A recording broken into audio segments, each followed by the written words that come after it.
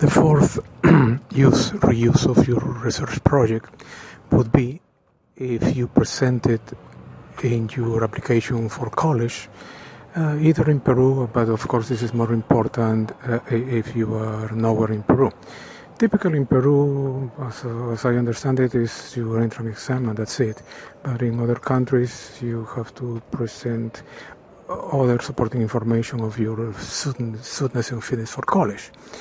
So, I would encourage you, strongly encourage you, three things. Number one, do a video ad next to the printing lab and the results. 2-minute video, English, of your work. Number two, do a little one-page general purpose article with a couple of pictures of your research work. And number three, do your extended essay of the work. That way, in 2 years from now, when you apply for college, if you do apply for college, in your applications, not in your Peruvian applications, but in your non-Peruvian college applications, you can say, hey, when I was in S4, I was doing already research, not like your first year college students who are still doing algebra. And the reason I say this is because one of my extended essay kids was sitting on the fence. He didn't get accepted for college the first and second rounds. So he calls me and he's, suitable, understandable, distraught. And at the college they said, well, give us more evidence that your suitability, letters of recommendation. So he calls Nano. Of course I'm happy to help, and I don't want to pigeonhole people and label people, but this kid was better than average by far, and he had impressed me from even before I met him, and reinforced my initial appreciation by his performance. He could improve a little bit on his people skills. One time I complained to his mom that this student wasn't, wouldn't you know it, returning my emails. And the mom, I had the direct phone number for the mother, of course.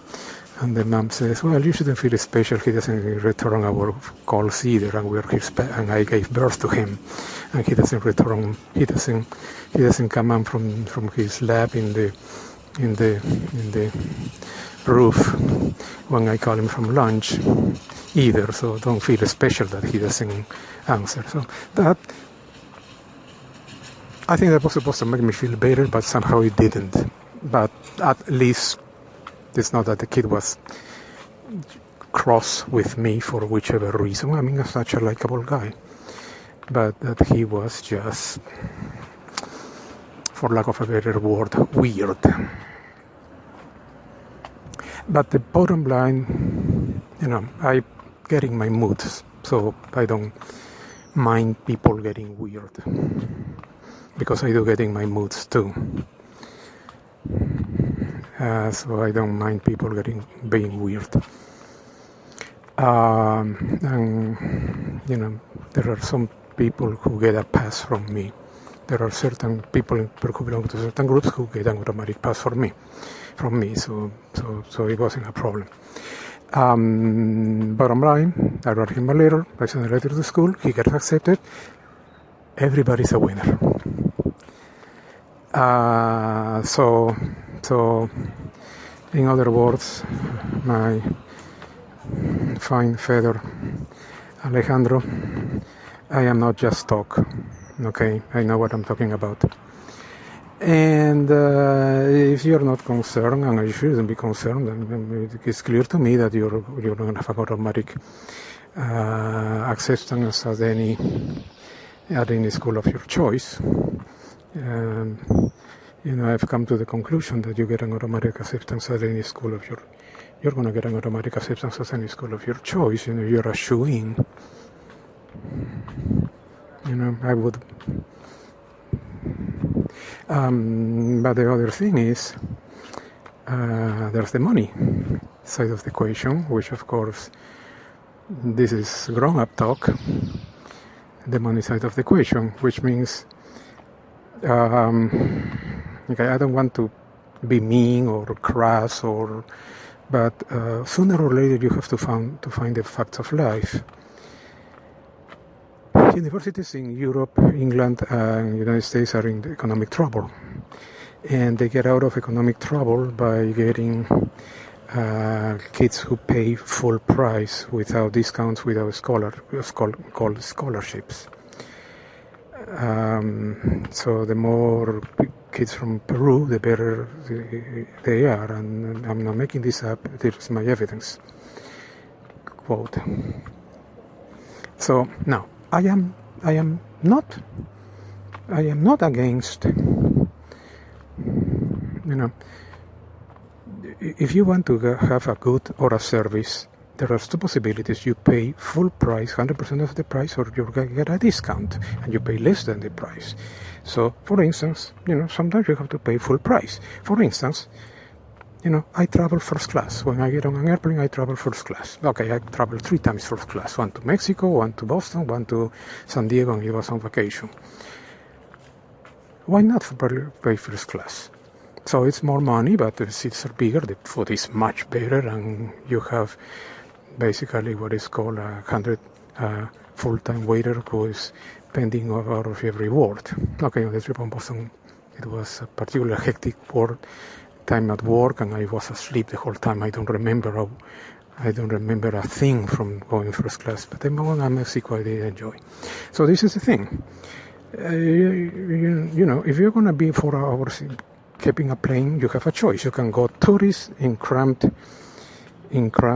seats getting fed peanuts, or you can be in a very comfortable, very wide seat, even used to have leather seats, and be fed lobster for a 4-hour trip. It is the same for college. You can go 4 years paying full price, the 4 years, or you can go with a scholarship and pay less money. I mean, I have nothing against money. I have nothing about having money. And given the need, I have nothing about spending money. I'd rather not. I like money a lot. I like keeping it. If I have to spend it, I spend it. There are some rumors on the science fair, on last week's science fair, that anonymous donor gave a couple of prizes. I mean, I cannot confirm or deny that. I think that motivating kids as early as possible. I wouldn't know. I wasn't present at the prize awarding. I was conspicuously absent at the prize awarding ceremony, but I was there at the science fair. I was conspicuously, casually, and coincidentally absent at the prize awarding ceremony. But the rumor has it there was a couple of prizes awarded. These. So I'm not against spending a couple of bucks when there's a good reason for a good cause.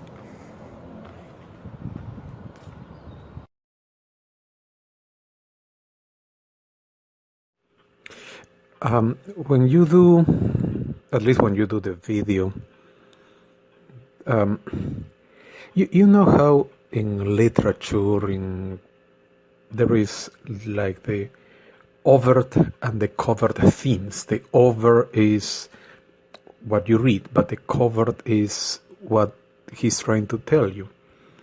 I wrote for a newspaper for 13 years now. I am acceptable. I am not any outstanding writer. I'm barely the minimum. But I produce acceptable work.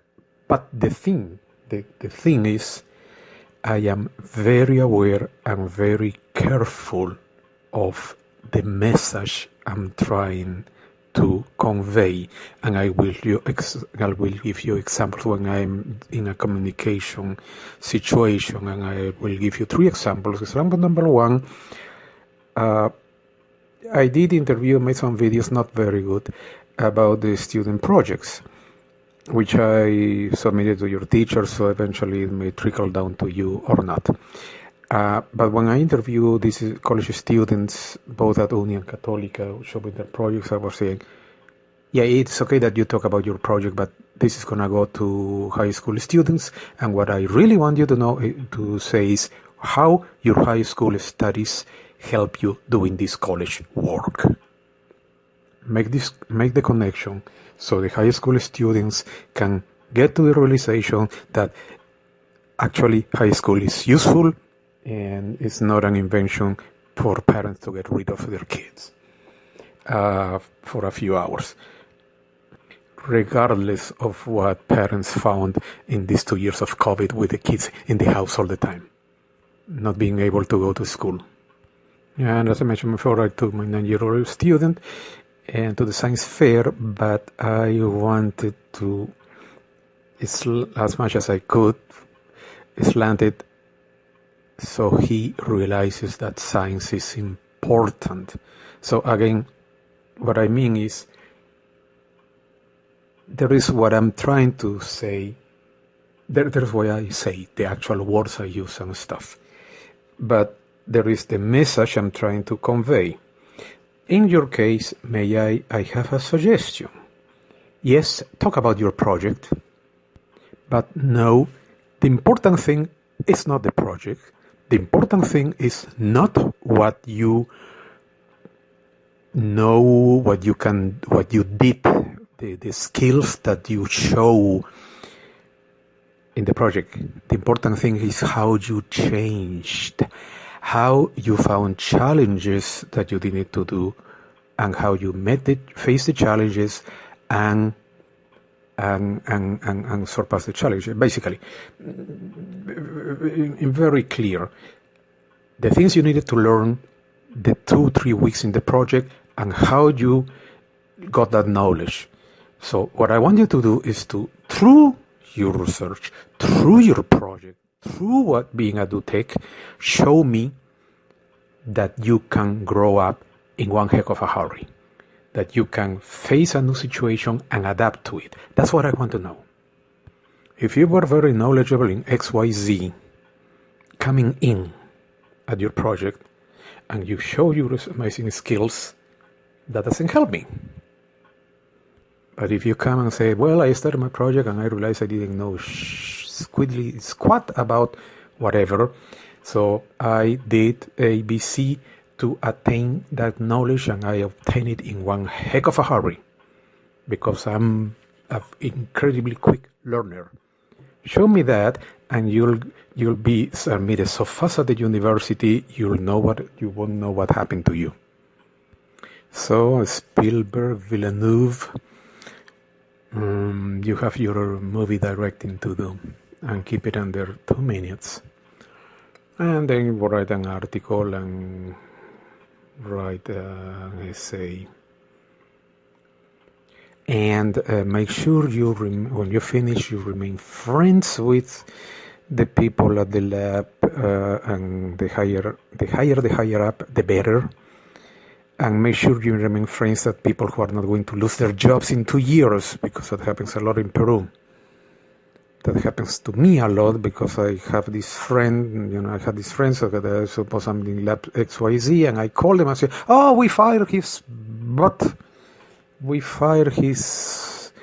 carcass 2 years ago. And I have this friend who is a serial get job, get fired thing. He's been like in 5 different scientific jobs in the last 5 years. So I need a computer to keep track of him. He was hired by the Ministry of Education, Secretary of Education. He's been in every possible lab in Peru. And when I need him, he gets fired. I'll tell you, with friends like this, who needs enemas? You know what I'm kind of thinking, if you shouldn't get your letter right now so you can keep it in your safe. Unfortunately, open letters are not really that good. It should be for a college application. It should go directly from the person to the college without you knowing the contents. So,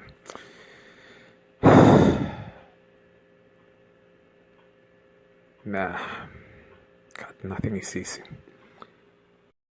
So you have a great challenge. You have to describe the project, you have to describe the results, because it's a research project, there should be results. You have to describe the skills you used, that would be good. But the most important thing is you have to describe the skills you were challenged to acquire, that you didn't have at the start of the project and you had to learn through the project.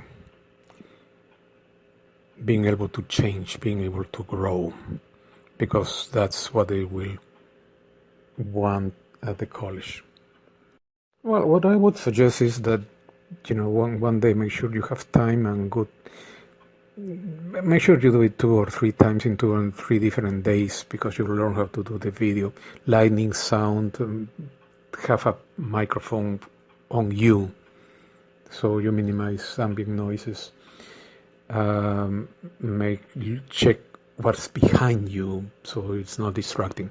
What I would suggest is at this point just get a lot of what is called B-roll, filler. Talk a lot about all kinds of things, make sure you're in the picture and show whatever your project is. Get some still photographs and get lots, okay? My boss, I'm not a photographer by any means. My boss told me the trick is take lots of film and pictures, because even the most, he was telling me, even the most useless, the most unskilled photographer, if he gets a lot of information, he'll by chance get something useful. And he was looking at me, and he was right. And with digital cameras, you don't have to pay for a film like we used to in the old days. So I would say at this point, just get all the basic video. Make sure you get several copies. I mean, do it several times. When the movie director says, let's take another take and another take, another take. Don't worry about doing your movie until, talk to Senor, the movie guy at Markham, if you need to. You have 2 years to do the editing, okay, until you apply to school. But you have only one chance, which is now, to get the image. And regarding the meaning is, of course, I would suggest the academic skills that you had, academic skills, the ones that you had to acquire, that's the most important part. And then how do you use the non-academic skills, what they call, I hate that number, soft skills. Organizing, time organization, coordinating with people, talking,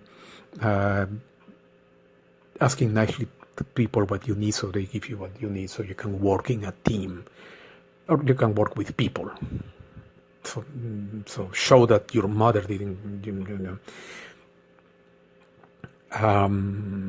show that you are independent and that your feel favorite adult here, mother or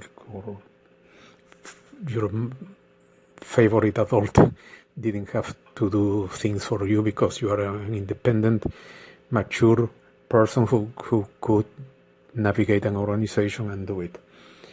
As an aside, I was honored to be asked to visit the science fair, Judge, and I was having fun. It was incredibly fun, and there were very many things that I like. But the one thing that I was looking is because I'm guilty of this myself, what things the kids did and what things their parents did for the kids. Well, there was one, the background thing was professionally made, looked incredibly fine. There's no way that a P6 could have done this. I could see the fingerprints from the parents in there, which is okay. I mean, that's what parents are for. But it was obvious the parents have had the thing printed at a printer. It looked great, but I'm a judge and I'm supposed to see what the kids actually did. And because I'm a judge, if I saw a thing that was hand printing, that doesn't matter to me. It's the brain, the effort, the mind of the kid, not that he had the time or a nearby print shop that could do a professional job. That's not what I'm judging. Now, if these were 40-year-old scientists, that would be different, but these are P6s, so it's different.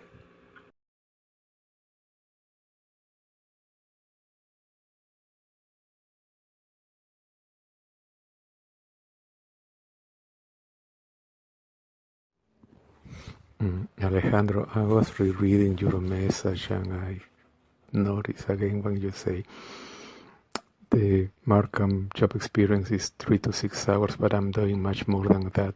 There is something so incredibly poetic on that phrase. I am doing much more than that. It just struck me. When my mom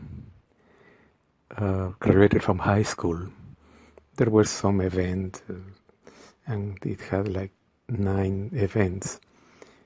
My mom was in every one of the 9 events. My mom says, well, I couldn't be on the 10th event because that was the head teacher's speech. So I had to leave something for other people and couldn't be on the 9 events. When I got admitted to university, the Universidad Nacional de Ingeniería has this rite of passage, bar mitzvah, Yuchunakai, Tawanting Suyu Chunakai, it's incredibly traumatic. But, they rate all the kids according to their score with 3 decimal points, 5 significant digits. And there's something neurotic about the way this is done. And, they are rated. So somebody has to be at the bottom of the scale, somebody has to be at the top of the scale. That year it was me. I was at the top of the scale. My mom in her paper somewhere has this certificate issued by the government that I was the smartest 16-year-old kid in the whole country that year. In the words of Orson Welles and the kid from Romeo and Juliet, I started my career high, been coming down ever since. I started tutoring, training people from the ministries in the Dominican Republic and Ecuador. Then I went to teach just graduated engineers, then college students, then S4s at Markham, and now I have my 9-year-old P3. There is a trend here, but I don't want to look at it because, it's not very good. I started high, been coming down ever since.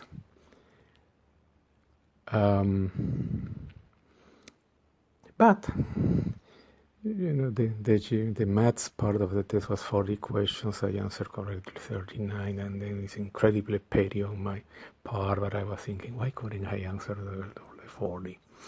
I don't worry that I was rated the highest scoring kid in the country. My concern is I missed one question. I think in the definition, in the dictionary, in the definition for petty, there must have my photograph. And then Steve Goldberg's favorite dictum was under promise and over deliver. And you are right there. So to my collection of outstanding people, I am there just in passing. I'm gonna add you with the I am doing much more than that. I mean, it's just poetry, Shakespeare, okay? I'm just saying.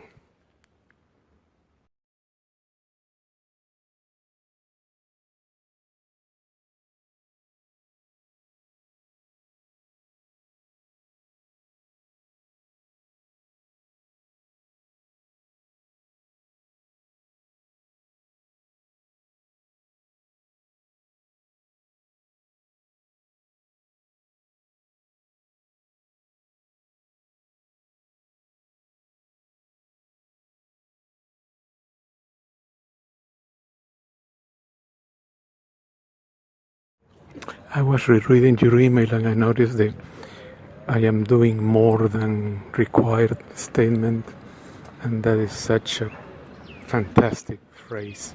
I'm thinking of having it carved and put it on my mantle. Most people don't meet expectations. There are some people who, and I know some, don't even know what expectations are, much less meet them. But there are the very few who meet and exceed expectations. That's absolutely awesome. Sometimes in our life one meets people what Zena Henderson calls the indelible kind. And it is nice meeting such people, knowing some such people.